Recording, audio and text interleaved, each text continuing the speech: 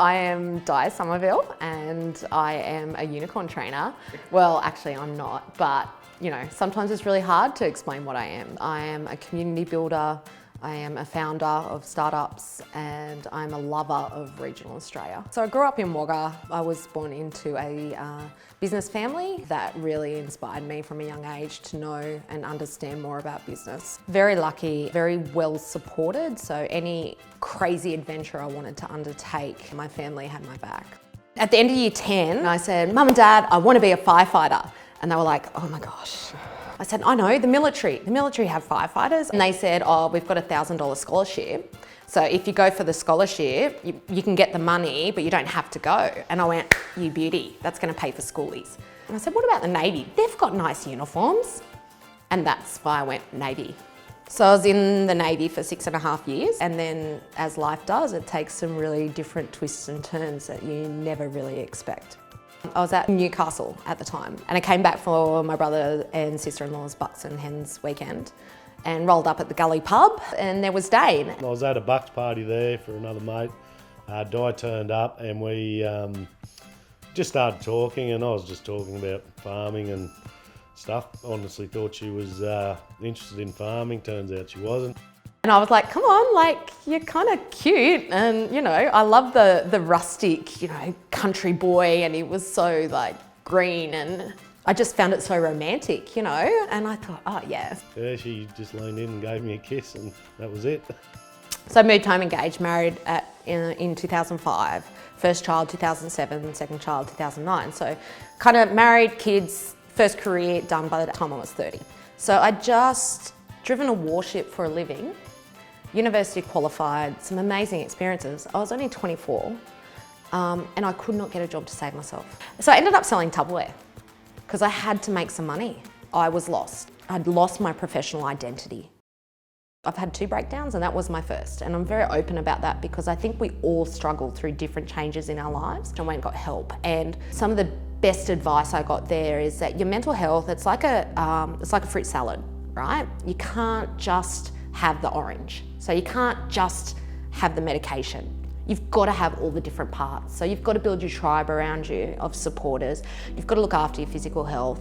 You've got to try different things that work for you. So like for me, a lot of that was practicing and learning about mindfulness. It's a thing that I struggle with every day, but I've given myself the tools in the toolbox to allow myself to cope with that. So after I sort of got better again, and I ended up actually getting a short-term contract with the Department of Defence out at Kapuka as a public servant. And I found a bit more stability. I was like back in a safe place. I knew the language. That was good. That was a fantastic experience again, because it made me value a job. So it was after I had my second child, Lacey, that again, I fell into another sort of bout of depression.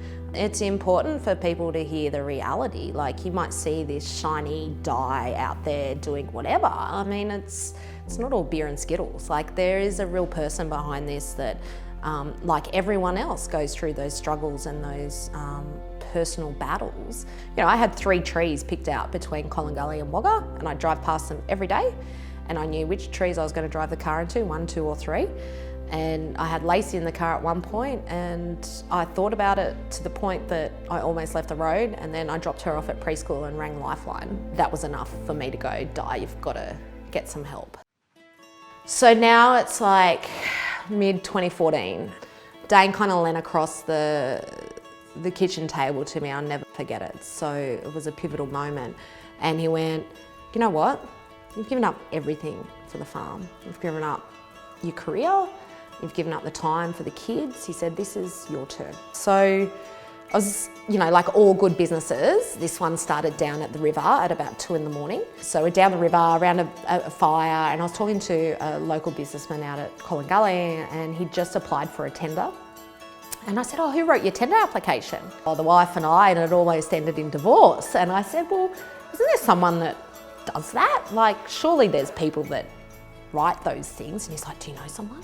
And I thought, okay, well, I could do this. You know, I've got a business, that business sort of brain from being growing up in a family around business, but I'd spent my whole life in the public sector, right? I'm like, yeah, I'll go start a business. That'll be great. I had no idea what I was doing.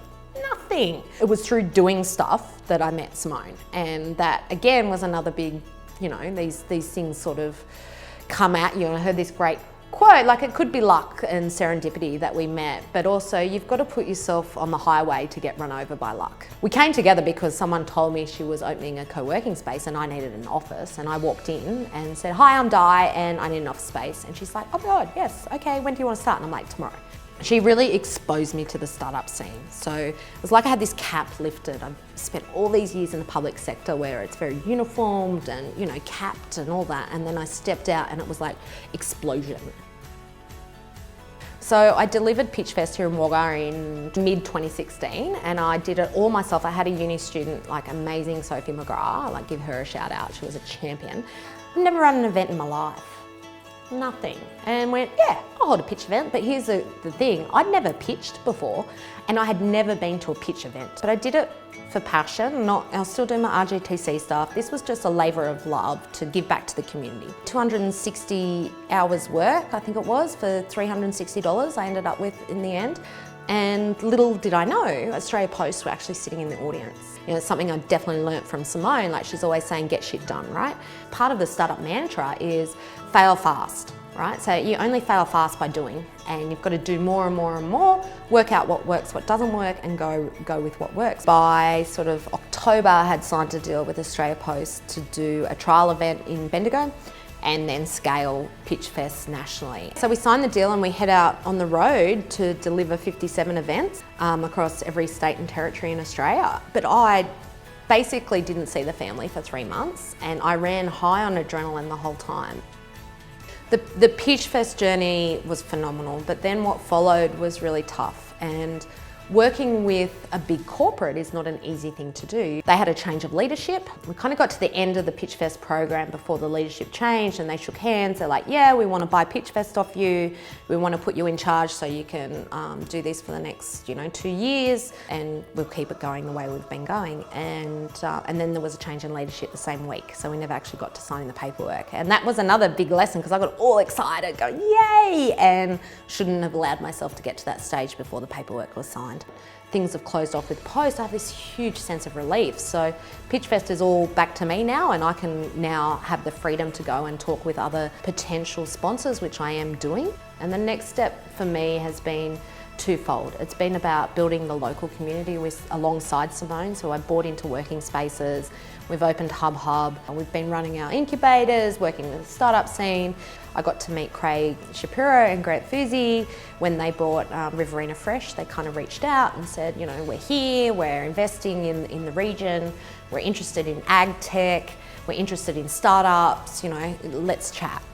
And I've found where I need to be again. And again, it's by taking that leap and going, okay, I might just put myself out here on the highway again and see if I get run over, and I've been run over, and it's fantastic. So now working as the community manager for Bridge Hub, which is an agri-food tech innovation hub, and we're based here in Wagga, which is fantastic for me and fantastic for our region. It's quite phenomenal. I'm getting exposed to amazing people and amazing opportunities. I'm off, going to Israel and going back again next year and seeing the startup scene. Everyone's like, Israel? I'm like, yeah, it's the second biggest startup nation in the world behind the US.